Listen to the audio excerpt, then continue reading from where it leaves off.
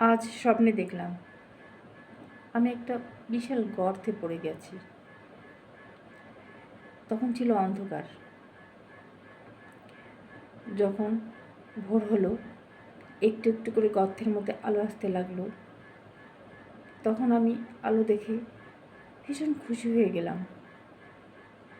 তারপর আমি গর্ত থেকে বেরোবার জন্য পথ খুঁজতে লাগলাম, কিন্তু গর্তটা এত বেশি গভীর ছিল যে আমি গর্ত থেকে বেরোবার কোনো অবলম্বন বা পথ খুঁজে পাচ্ছিলাম না।